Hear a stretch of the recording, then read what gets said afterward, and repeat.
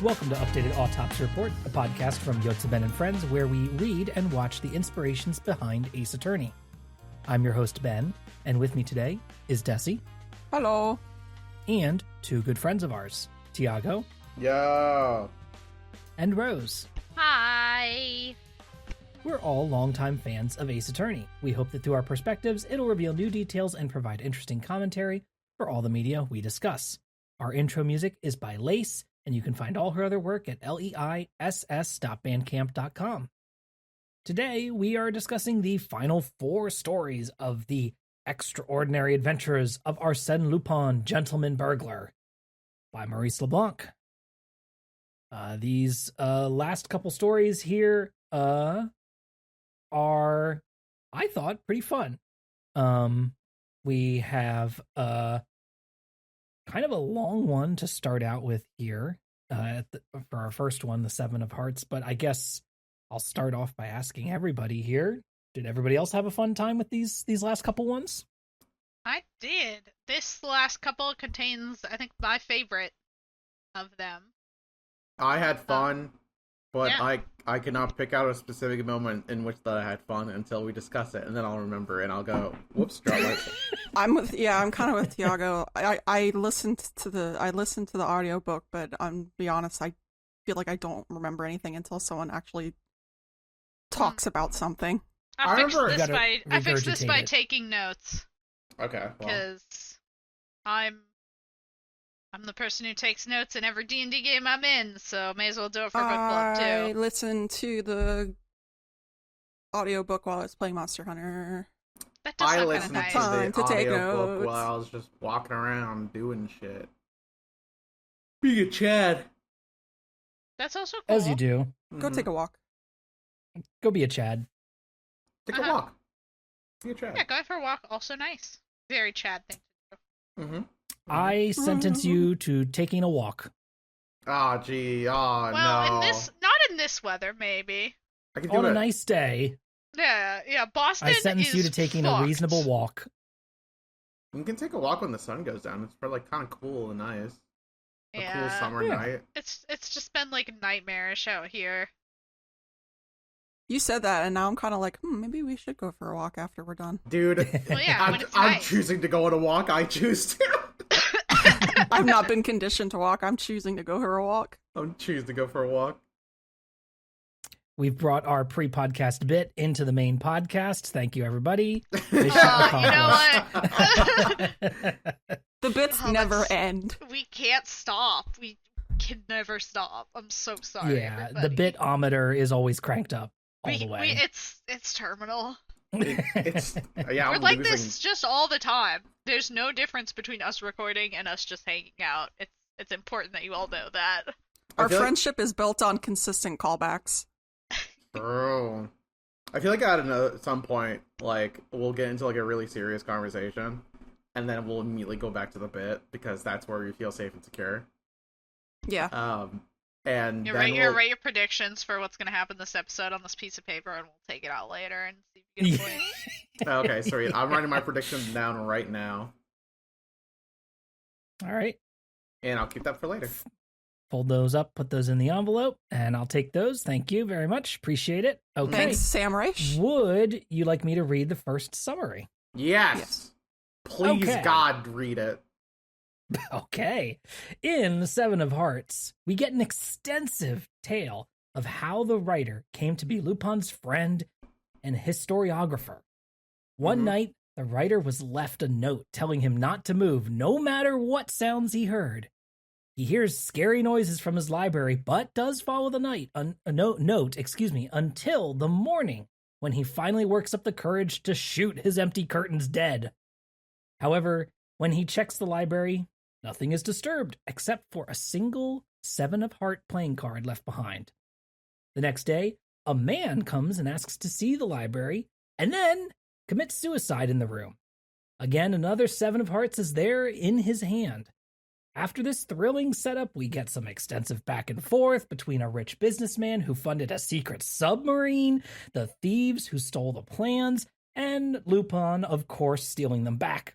This gets kind of complicated, but in the end, the writer's very, very cool friend, Daspre, is revealed to be Lupin, and he finds the missing submarine papers and saves a marriage in the process. I thought you were going to say saves America, and I was like, please don't. Where? No, he saves the marriage by modifying the rich man's wife's secret letters that she wrote, and makes them not so salacious, so he doesn't think she was cheating on him. Oh my Which she God. was. She was writing Which salacious she was. letters. So, but She I was say writing- boo on you, Lupin. It's a very funny thing. He's like, well, I covered up your indiscretions, madam. It's fine. Yeah. I say boo to Lupin on this one. You open up the letters, and it's just like blackout text. Like it's all blocked out. I did not like this one as much as some of the other ones. I got like a little excited about the submarine because I like a submarine because they're like cool, but also I'm afraid of them. They're hot dogs of the oceans. Yeah. And you see like, oh, my friend is Lupin. Like you see it coming like a mile away, and you're just kind of like, well, here it comes. Hey, can I receive no judgment for what I'm about to say? I can't speak for the listeners, but go ahead. Okay, sweet. I didn't know his friend was Lupin. I thought He got you. He got your ass. It just keeps happening, Tiago. It's every time though. Here's the thing. There's never been a time where I'm like, this time it won't be him. It's always him. Here's the thing. Every single time the writer's like, I've got a friend who is so cool and hot and sexy. So He's really sexy. Smart too. Yeah. He's really smart, and I just love hanging out with him. And he's such a great guy. And there's no way he could He's ever be fucking Lupin. Hear me out. Hear me out. When I was listening to this audiobook, I thought what was gonna happen is that the narrator of the current story was going to be Lupin, and his friend was going to be the writer, and that the narration of the story would like pass on and be like, and that's how I became Lupin's friend. Okay, you know what? That's not the worst Lupin prediction I've ever heard. Yeah, I mean, I feel like I knew it was one of two options, and I bet on the wrong horse. Fair enough. That would also You be put the rug something down, that but might happen. also yanked it out from under your own feet. I kind of just tripped. I sorry, I can't mention horses anymore. I've been looking at that gacha game that's been going around right now, and The horse one?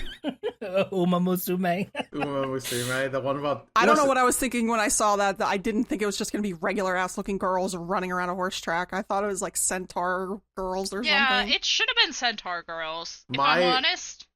I like how I want to go away. Ben's like, please come back. Please come back. Ben, stop us. Here's the final note I'm going to say about the horse racing gacha game is that I already have a predisposition to gamble. I don't need to literally bet on the ponies and then have them be anime girls. This is like a weird fucking... I feel like I'm turning into a Roger Rabbit character. Hell yeah. It's just funny because it's like it's been around in Japan for ages. It's just now that it's finally gotten localized. So it's having like a second wind as a result. Yeah. God. So I'm just like, oh yeah, there's all those characters again. Yeah, pretty much. I remember them from 5 years ago, 6 years ago. You know who I remember as well is this lady, right? The lady in the story. I'm really trying to pivot back into Arsene Lupin. I understand. Thank you. I love going up and cooking in front of people and going, I'm really trying right now, guys. I'm really fucking giving it my all. We're trying so hard. So... You only got one shot. You only got one shot. This lady, she goes, I want to find the letters because I was doing some damn bad shit. I was for the streets. Mm-hmm. And Lupin says, that doesn't sound like it has anything to fucking do with me, so I'm just gonna take my money and split. Y'all can figure this shit out.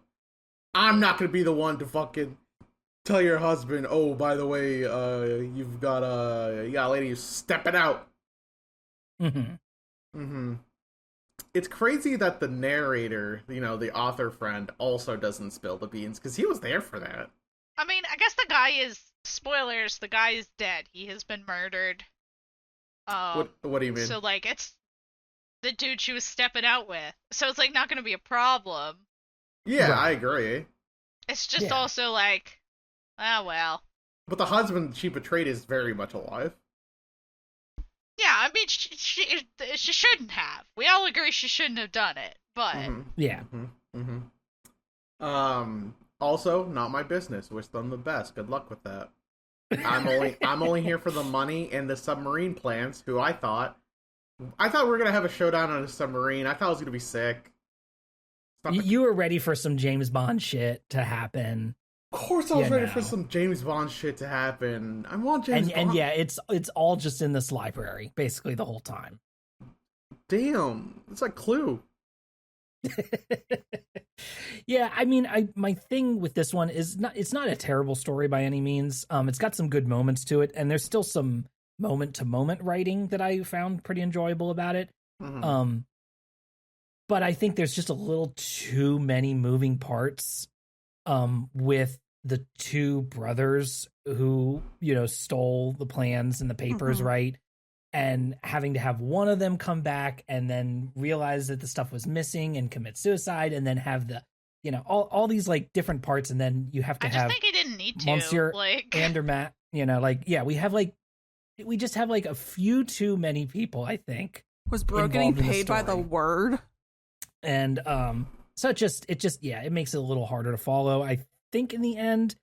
But and also like there's a little bit of just like the submarine plans were stolen and being made by another country. Did they specify who? Was it England or somebody else was making the submarine as well? But they didn't have the final piece of the puzzle. I think I recall that was necessary. For context, I also had a fever when I read this, so like, I don't fucking know. It's fine. Did you see Arsene Lupin? No, I did not, but I do have a note that says Arsene I have Lupin, a fever in my book club. Is he in the room with us?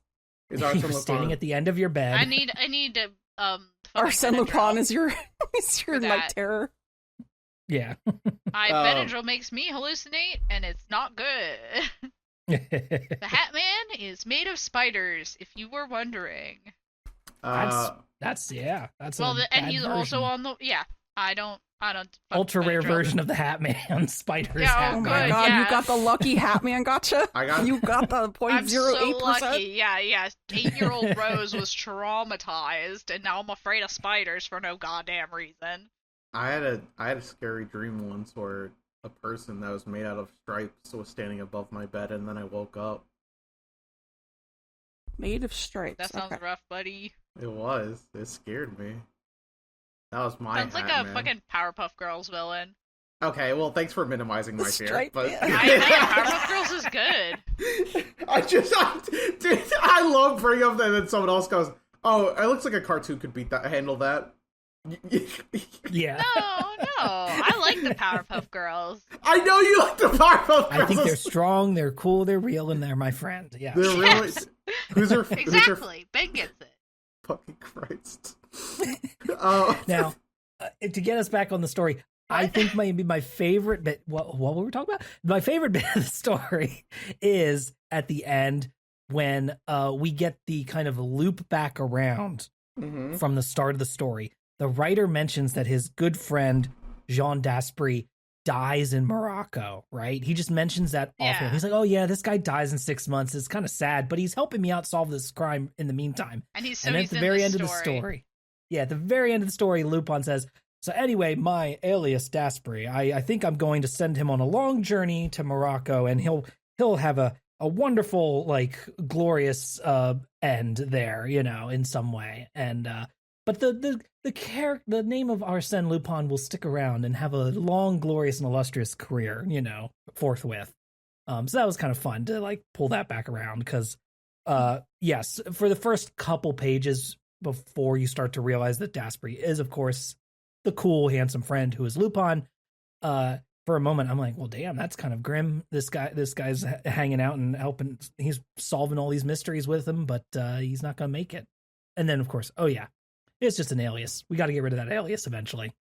I noted this like later in my reading through the book, but I really the sort of like narrative, like exposition style where you're like, and of course you all know about the incident with the circus lion, so we're not going to cover that. But needless to say, this happened, and like you're just like like it's just such a fun way of world building. I'm like, oh well, you know about the divorce that happened between these two famous people, so we're not gonna. This article won't cover it here. Right. It's You like all just, know this. It's super common, Yeah. so we don't need to talk about it. just enough information for you to be like, oh yeah, the divorce with the lion, and then like, obviously not. You just gotta go with the flow. It's a fun little exposition trick, and clearly this guy loves it because he does it all the time.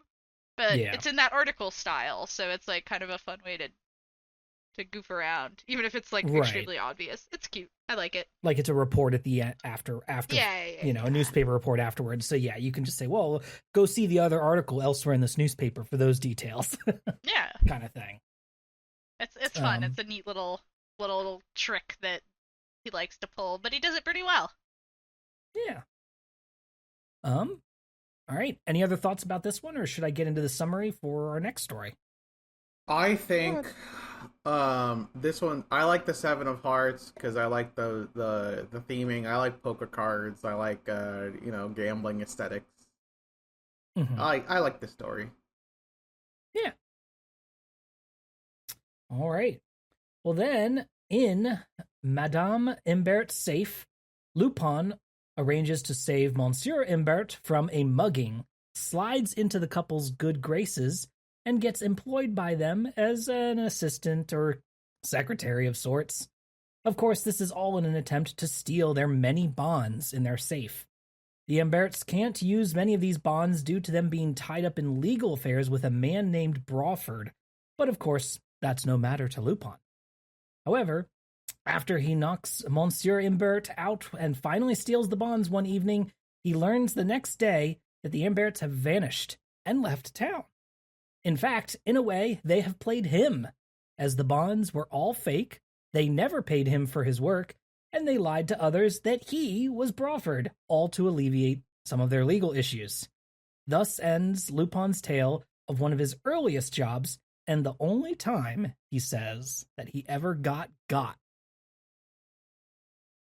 Surely somebody who's gotten multiple times will say they only got once. Yeah. I like this one. I think this is my favorite.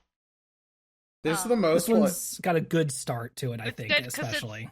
The lead up for it too is that this is his first use of the name Arsene Lupin. Yes.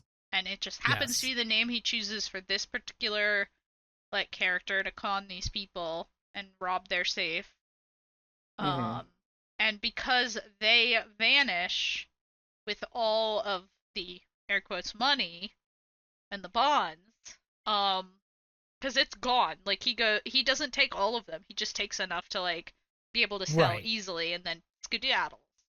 But they disappear from town and they leave their safe empty to make it look like he took all of them.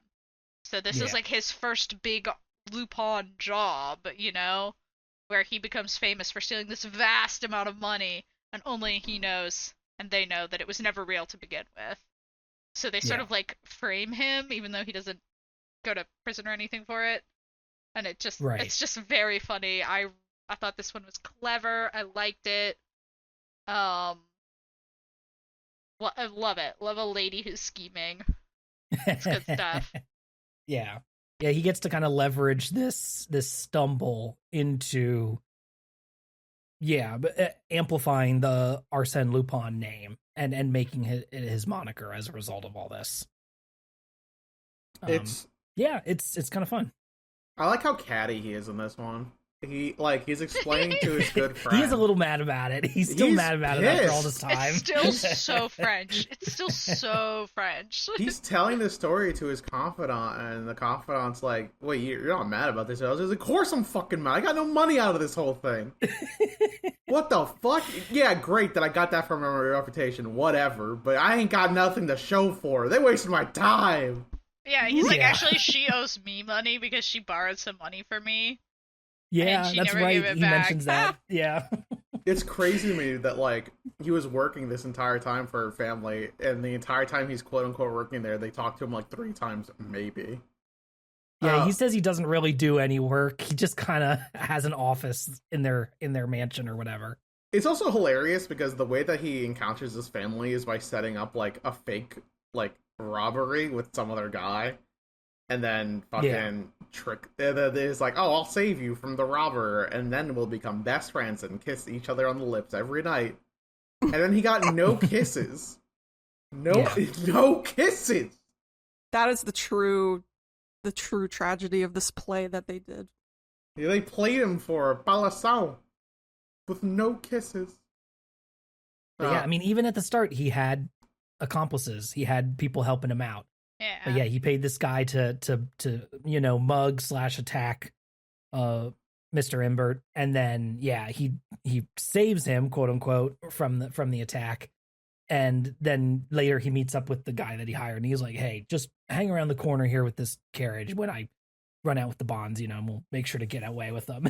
He's like, "Yeah, I'm gonna." Should I do anything else? He's like, "No, wait for me to call you." Do not do shit that I do not ask you to, please, God. Stick to the plan. It's Shut the Fuck Up Friday. Wait until I call you. Mm-hmm. But yeah, no, I mean, he spends a lot of time in this story just scheming, spying on the room below, because his office is directly above the room of the office of the Mr. Imbert, and where his safe is. So he's constantly spying and like looking down through. He sets up like a little hole in the floor that he can spy down like through the molding in the ceiling or whatever. And he's trying to figure out, when do they open the safe? When are they counting the bonds? How much is in there? All that kind of stuff. And in the end, it doesn't really even matter because it was all kind of immaterial in the end. Mm-hmm. So yeah, this was kind of a fun one. I like that. Yeah, the whole time they were lying to everybody else and saying that he was Brawford, this guy that they were mixed up with some legal affair with, which I don't think the story ever tells you exactly what the details are. Just somehow there's some kind of legal issue or suit or going on with him, but then they end up saying, "Oh, well, yeah, he's here. We're all good now." He's staying in our office upstairs. It's kind of, I mean, I think that's just part of the story that isn't relevant. You know what I mean? Oh yeah, no, it's not really critical. It's just, again, it's just one of those things that's funny. And also, like, they keep referring to him as a barbarian because they think he's not very gentlemanly, I suppose. Yeah, they think he's a fucking schmuck. It's so crazy to me that, like, he goes, "Oh, they think I'm a fucking asshole? Then fine, I'll be an asshole." Yeah. Good for him. Good for him. Also, I think this is maybe the only instance, and I don't know how this was in the original writing, but at least in the translation that I was reading, when he says that the bonds were counterfeit, he says they were counterfeit, and it's written out in all caps, So it's like all of a sudden, like, just like the audiobook guy like screamed it. Yeah, he was really mad. That's so fucking funny. Yeah, really, really fucking hammering it home here, which is kind of funny. So yeah, it was kind of a fun one. Yeah. So, but I guess in that way, since it's kind of just, it's short, it's to the point, it's fun.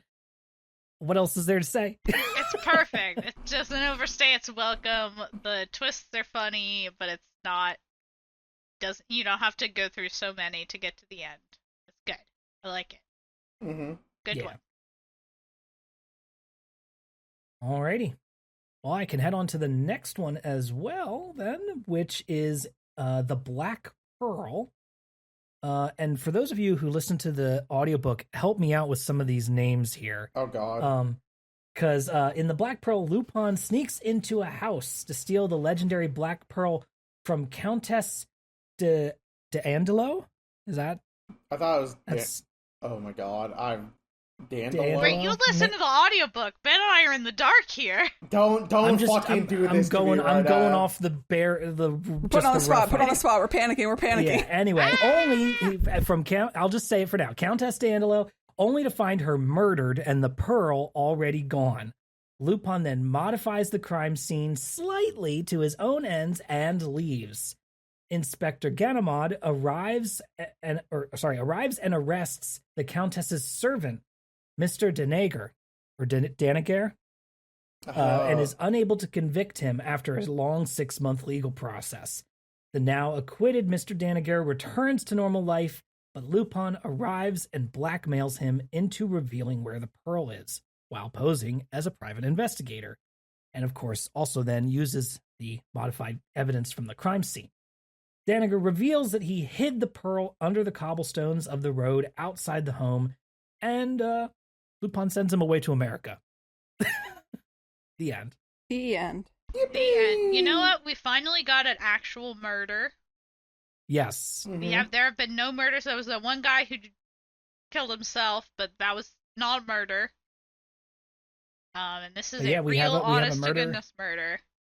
And Lupin kind of gets to be the solver of the crime in a way as well. Although he does it through slightly underhanded means. Bastard. He says he loves it though. He was like, oh yeah, that was dope as shit. I definitely got to do that more again. That was so fun. Yeah. I could do this detective shit, no problem. It was so easy. Yeah, to do it, as Sherlock Holmes explains. Thinking up a crime and executing it is a little easier because you got all the answers, right? But solving a crime when you don't have all the answers, that's harder. Right. So that's more like intellectually fun. I like this one because we get to see Lupin actually work a little bit.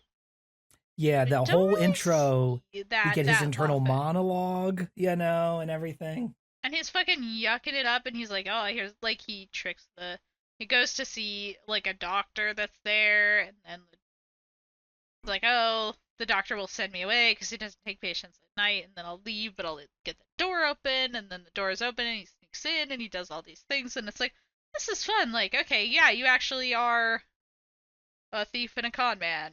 Good for you, man. This is fun. Mm-hmm. Happy to see when him he gets work. When he gets up there into the Countess's, apartment or whatever, and he's like, damn, she doesn't have jack shit in here. What a waste. This was your idea, asshole. That doesn't mean he's happy about it. Yeah, the other bit of him, like, going to, like, unlock the door, and then he's like, but what if I try opening it first before I unlock it? It might be unlocked on its own. And it is. What luck. Oh my god. He's like, everyone should just be a burglar. This is the best. I'm having so much fun. I'm just like, you are a weirdo. I'm happy for you. Yeah. Except for the part where you let that guy who was a fucking murderer just go. Like, you just, like, bribed him and let him leave.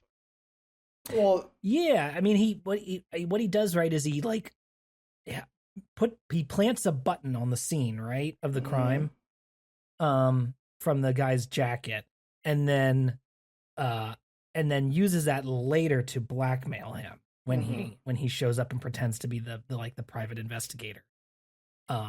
We get a brief cameo from Ganimard again here, who's frustrated by being unable to convict this guy for the murder he apparently did. I thought we might actually get, like, a surprise twist that somehow he didn't actually do it, right? But no, he totally did it the whole time.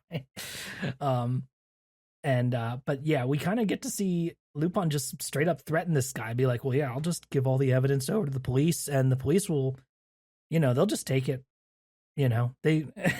Yeah, this is France. We haven't invented double jeopardy yet. Right. Yeah, I think there's a line in here somewhere about, oh yeah, the police, they just go for the first and easiest person anyway, the most obvious suspect. So they're not really actually in the solving crimes business. Just kind of funny. As they've always been. I know. mean, that's same as it ever Some was. things never change. That never changes, and it's the most Ace Attorney thing in ever. Right. Yeah. Like, oh, you were standing near the crime scene, random innocent shop salesman with a funny haircut. It was you! Yeah. Yeah, there it is. Officers of the law frequently form a hasty conviction as to the guilt of a suspected person, and then distort all subsequent discoveries to conform to their established theory. Yep. So true, Kate. That is exactly how that shit works. So yeah. He shows up at a restaurant there where Daniger is sitting, and he drinks a whole bunch of wine. A lot of wine. And then he forces him to reveal where he hid this black pearl, which he just dug up a cobblestone in the street and dug kind of straight down and hid it in the dirt. I mean, honestly, that low-key and put is everything probably back. like a really good place to hide something, which is simply just out there somewhere.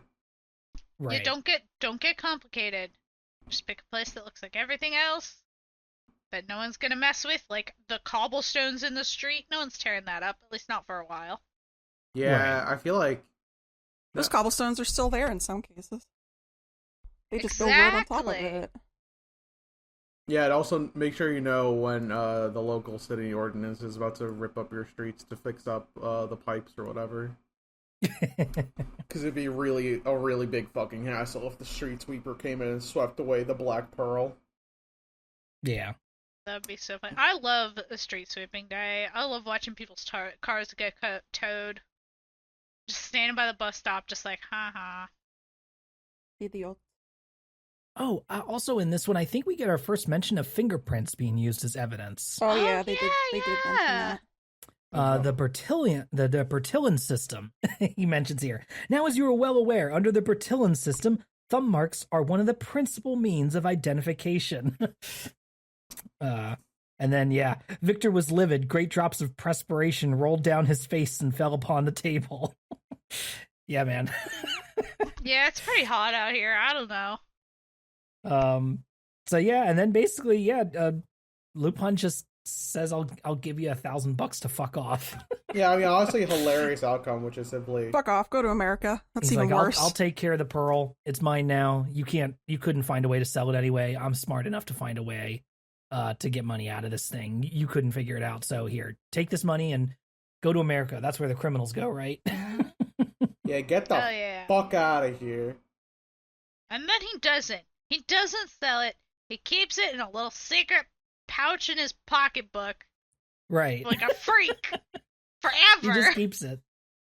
And he does put on, what does he say? He puts on imitations of it in display at several places, at exhibits, and then he says, but you're welcome to send your propositions to my agents if you would like to purchase the pearl or something like that. The send real one. your proposals over and I'll consider them about maybe selling it. Yeah, But if you want to see what it me. looks like, you can go look at one of the imitations in any of one of our fine galleries across the country. Yeah, me, Lupin. I will definitely sell you the real pearl and not a fake one.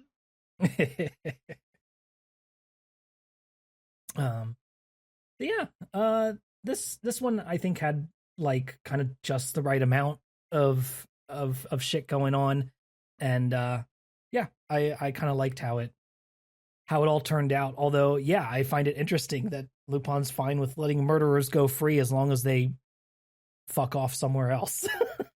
Yeah, I mean, considering that he's been like a little more of a goody two shoes in the previous stories, not like a ton. Like he's still jacking your shit and whatever, but like, Yeah.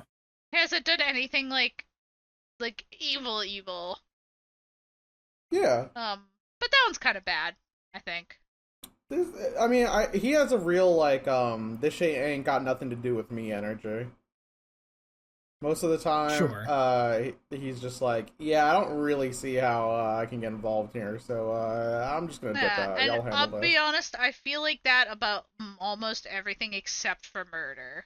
I think murders should not, like, someone should do something. Yeah. So Like It other shouldn't people, just go free. you shouldn't just get to shouldn't just kill a walk guy out back and then like not have anything happen. Yeah. I just love the Like, idea of like like we're at like a fucking gala dinner or something, and you just stand up and shout, "Isn't somebody gonna do something?"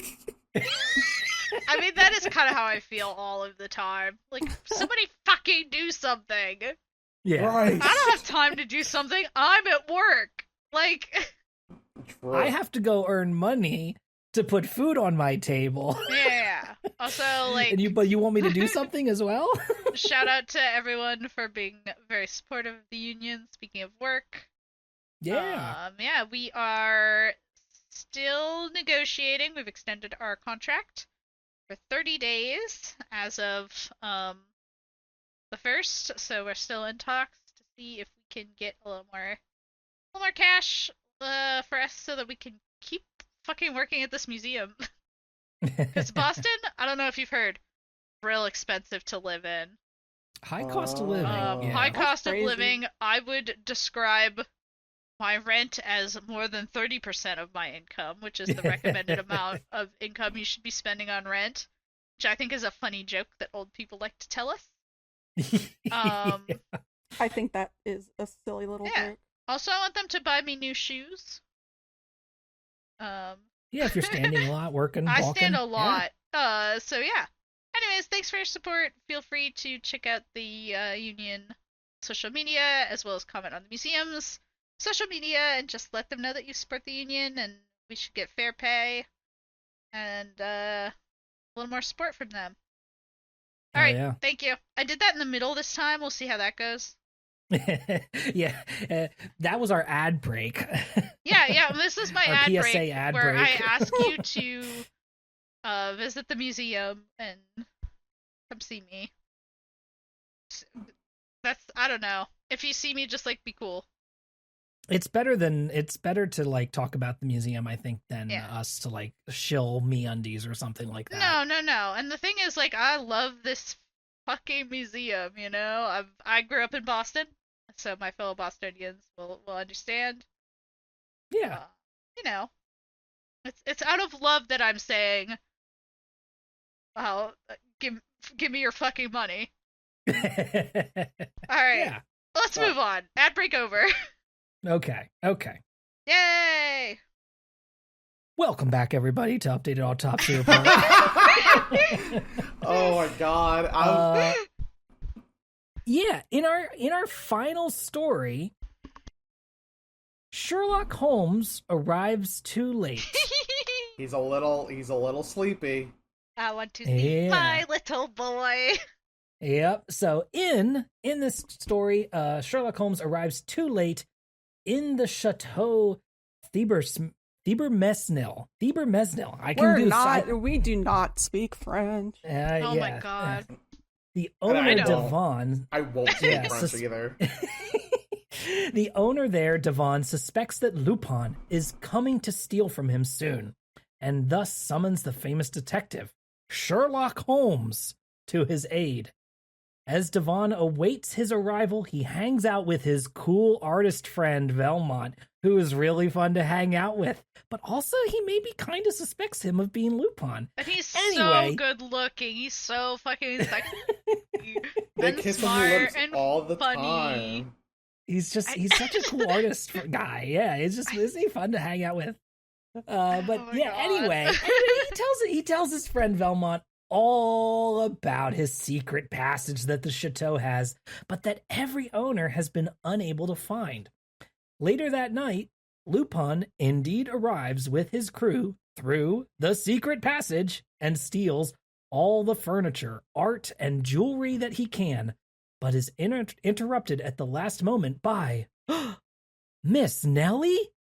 It's Stunned just by her Nellie. appearance, and in apology, he pledges to return the stolen goods by tomorrow at 3 p.m.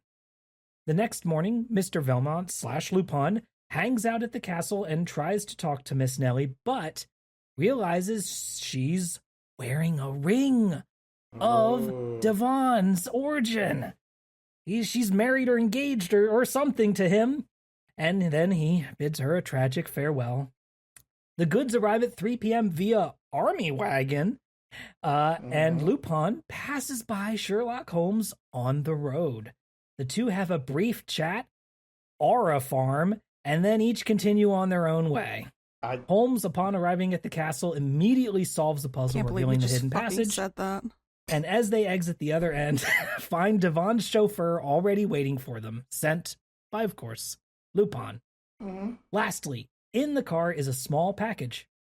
Holmes's watch, returned courtesy of Lupin, who stole it when they first met.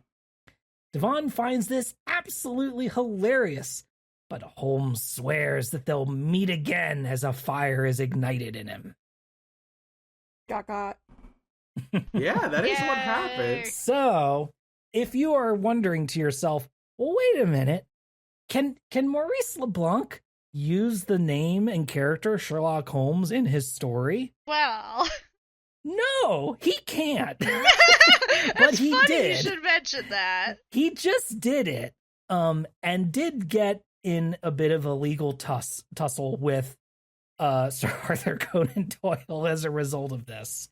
So that is why in this printing, he is still listed as Sherlock Holmes because that's how the story was originally printed. But in subsequent stories with Lupin encountering Sherlock Holmes will be in the future titled in those stories Herlock Sholmes. Yeah. Which is where that was first that first happened. That iteration of that like parody version of the name. Get his ass. Oh, interesting. So that is how he kind of weaseled his way around that. So you will occasionally see different publishings of these stories with either the original Sherlock Holmes names or sometimes with the alternatives, Herlock Sholmes, depending on when it was printed during this whole legal affair. There's like way more details and like history on this if you want to dig into it. It's also, as you might imagine, part of the reason why Great Ace Attorney had Herlock Sholmes as the name of the character, because in the U.S., the Sir Arthur Conan Doyle estate is still very litigious. I think we talked about this at the time. So they kind of just said, you know what, well, we'll go with a historical pull here and go for our parody name that has been used by, I mean, after Maurice LeBlanc did this, many, many other people did this as well. So you can find lots and lots of Sherlock Holmes parodies out there with this exact spelling and iteration of this name. Yeah, so this is the start of that, is this story here. And so he just did that. This is the beginning. The true beginning. I think this is pretty fun. I think this is a pretty good one. I think this one does a really good job of tying it all together. I feel like see Miss Nellie again. Yeah, Miss Nellie was a wonderful treat. I'm glad that we got to see our good old friend Miss Nellie, and I love like Miss Nellie's understanding of like, you should probably get out of here, Lupin. Aren't you gonna steal shit? And he goes, yeah, but I'll return it. Anything to hang out with you, Miss Nellie. He just immediately panics. Yeah, instantly. He's like, I'll bring it back tomorrow. There's a very funny 3 bit p.m. on the dot. where he talks, like, the story goes on to describe how he drops everything one by one until eventually he just drops all of it. Yeah. Which is pretty good. Extremely normal. Extremely normal behavior to do when you see a pretty woman.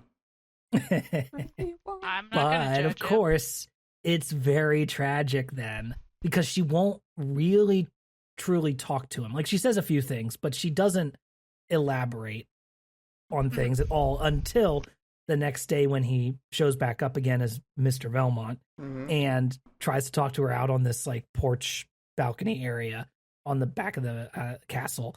And she says absolutely nothing to him, but then turns and shows her hand to him with the ring on her finger. And he's like,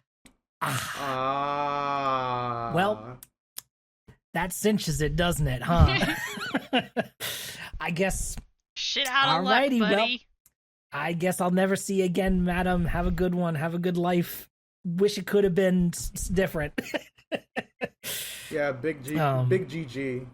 Mm-hmm. This one was fun. I liked it. Sherlock Holmes is a rude little bitch, which is what he would be. Damn. It is fun to see now that we've read some Holmes from Doyle and I've got that fresh in my mind, and then seeing Holmes written by a different person, several, I forget exactly how many years this is later, but it's yeah, he is a little bit of a little whiny, not whiny, I guess, but it's very fun to see like this interpretation of him. He gets whiny in the originals too, trust me. Yeah, this the guy, listeners know. The listeners know. I know. You know. Yeah, it's true. We all know. We met the guy. And you're telling us, and you wouldn't lie to us. I try not to. Sometimes I do by accident. Sometimes I just say things that I think people won't believe, and they just believe me.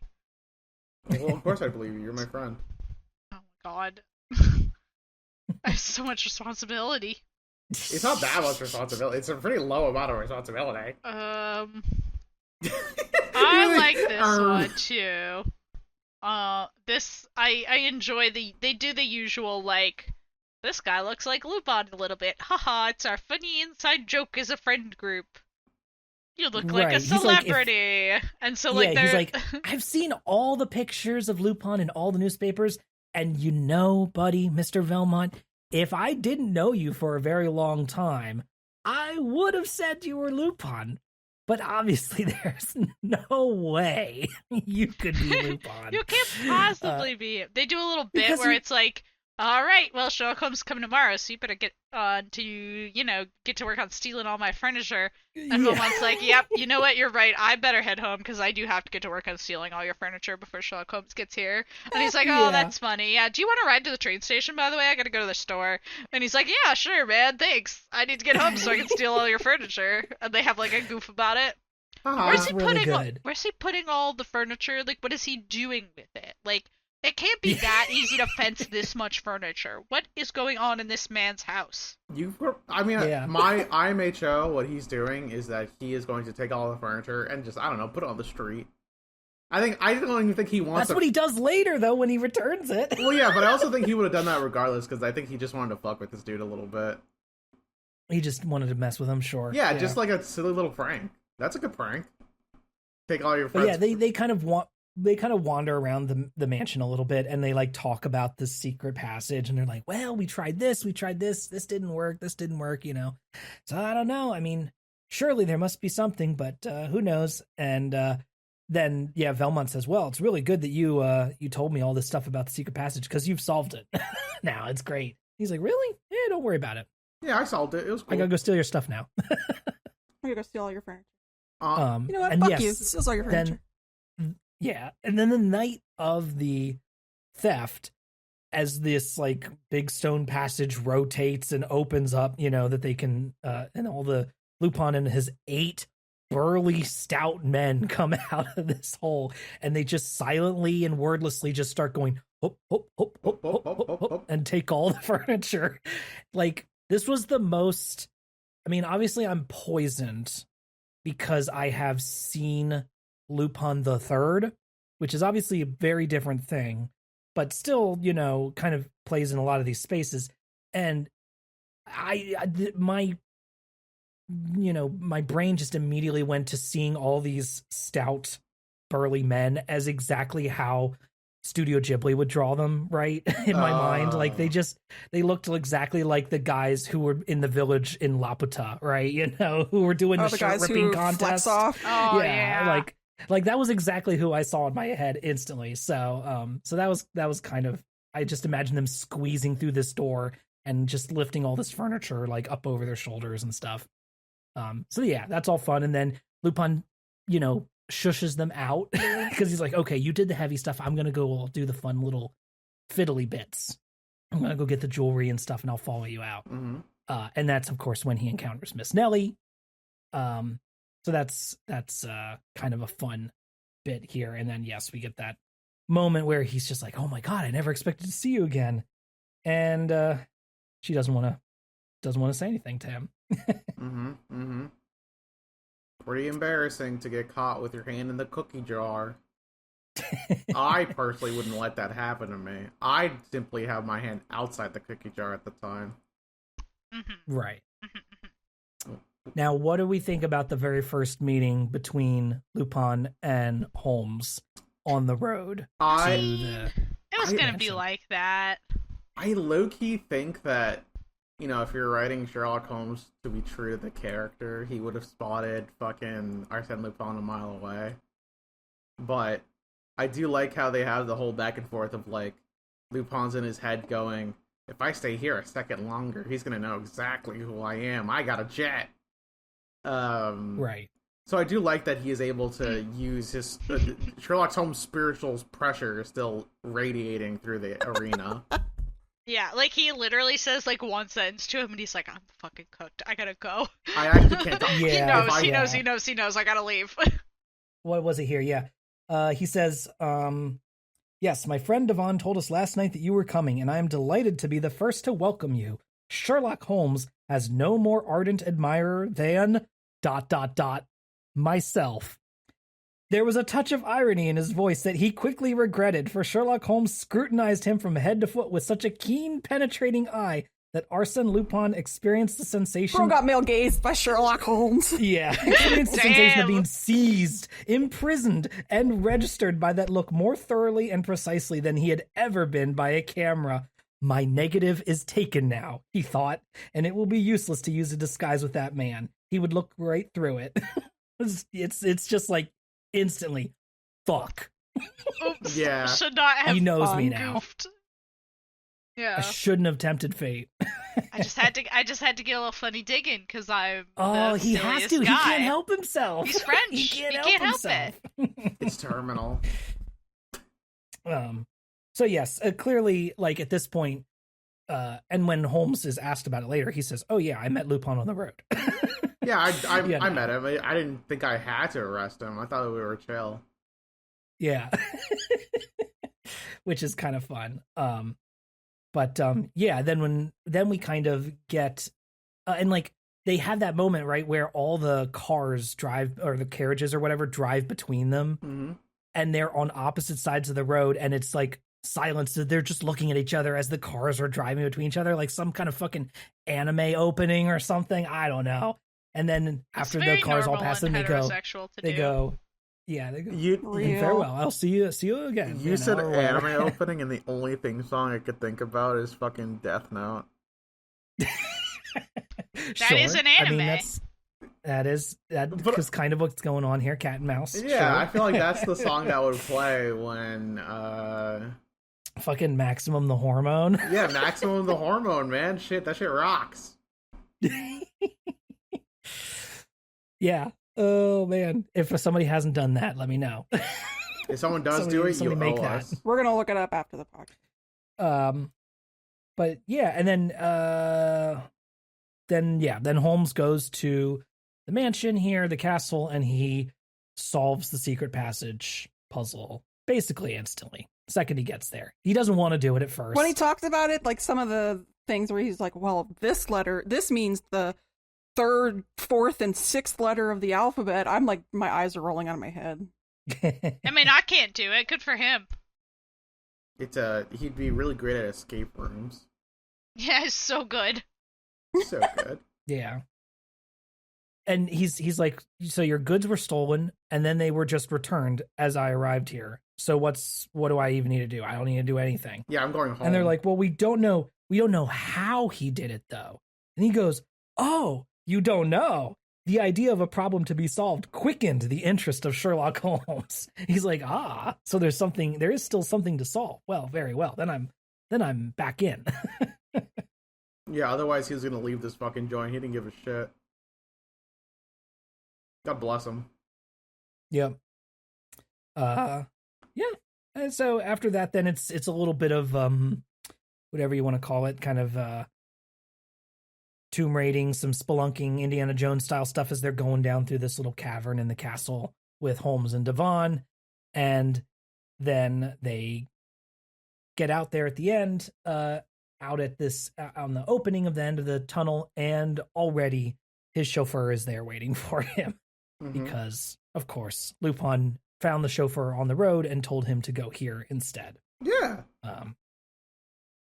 And then also there's then a little gift box in the car with Holmes's watch, which is enough to set Holmes off and kind of ignite mad. his fury. It's kind of... I love that Devon finds this hilarious. He thinks this is the funniest shit ever. And the whole time he's laughing and roaring, Holmes is just stewing.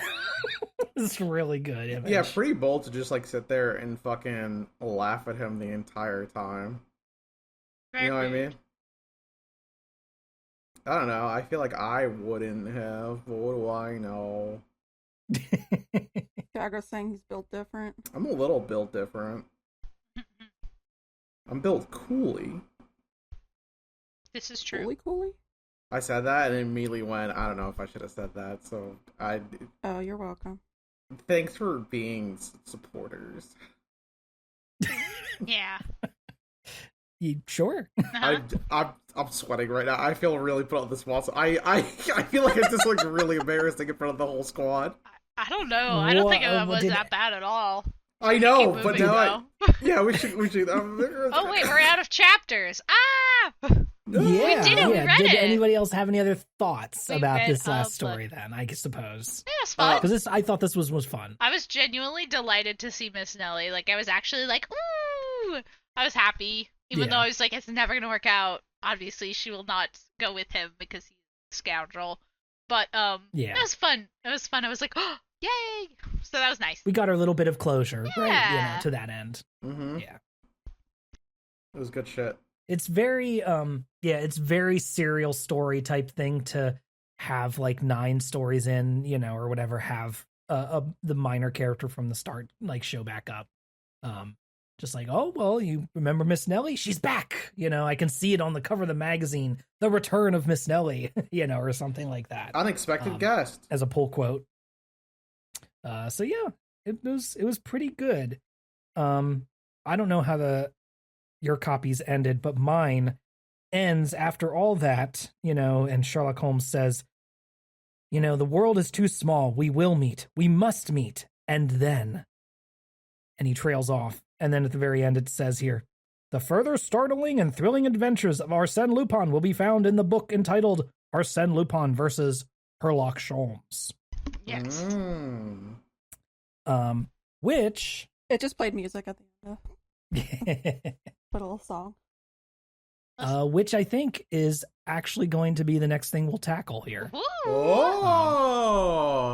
So we've been having fun in our little Lupin diversion here. So I figured, since this next book, Arsène Lupin versus Sherlock Holmes, is another small 8-story collection, I figured we might as well tackle that here, since that is the one that was specifically cited by Shu Takumi as being particularly influential for him. That book was translated into Japanese. So I figured we would do that one next. And I think our plan is to, again, just split it down the middle. It has 8 stories, so we'll do 4 and 4, and get a little bit more of our Lupin adventures with now a little bit more Sherlock Holmes in the mix. Yay! Yay! So yeah, I think, unless anybody else has any thoughts that they want to drop here at the end. No thought. Nope. That's it for this episode, then. Yeah, nice little one. Fun stuff. Mm-hmm. Okay. Well, hey, everybody. Thank you for listening this week. We hope that you enjoyed it, and you can keep up with the show via our website, updatedautopsy.report, which has everything that we do, links to all of our social media accounts, and also our YouTube channel, which features Let's Plays and other fun videos at youtube.com/@Yotsuben. You can follow me on all social media at Yotsuben, although I am pretty much exclusively on Blue Sky these days. Dessy, where can people find you? Oh, Dessy on Blue Sky if you want just pure robot on your feed. And Tiago. I thought you were going to say something else, Des. I'm at Tiago S. Dutra on various social medias, up to including Blue Sky. I do have a link tree. I'm pretty sure that if you look up Tiago S. Dutra, you'll find me. I don't know. It's a common. It's not a very common 3 name. I mean, if you find Tiago Dutra, I think you will. Yeah, I'm done. I was gonna say, I'm pretty sure we found like some dentist somewhere that has your same name, but other than that, it's pretty much just you. Yeah, no, it kind of sucks because like I'll go to fucking like get a username and then it's like, oh yeah, Tiago S. Dutra, and I'm like, fuck, it's either the soccer player or the dentist.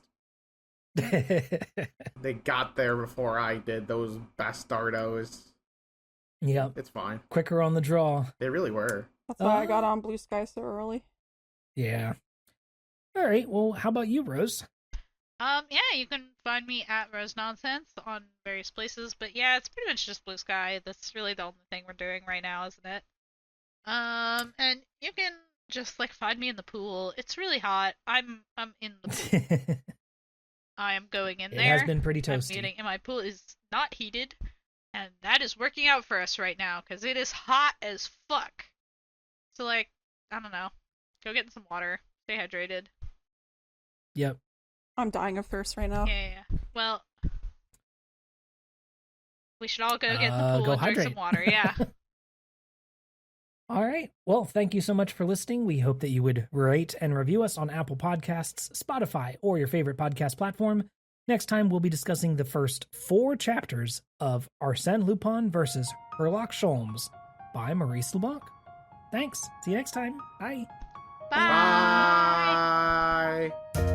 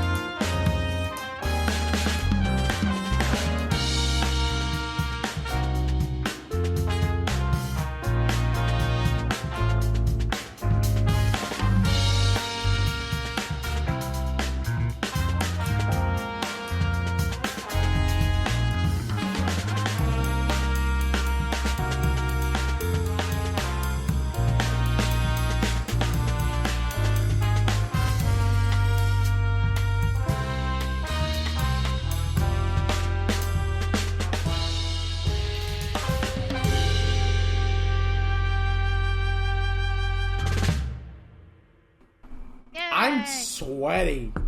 Honestly, that was we got like a little goofy. That's the most on topic we've been in months.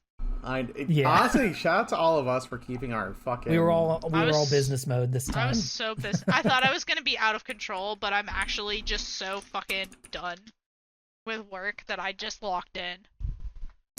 I'm going to get a beer though. Now that we're done. I need a recording. drink. I'm dying.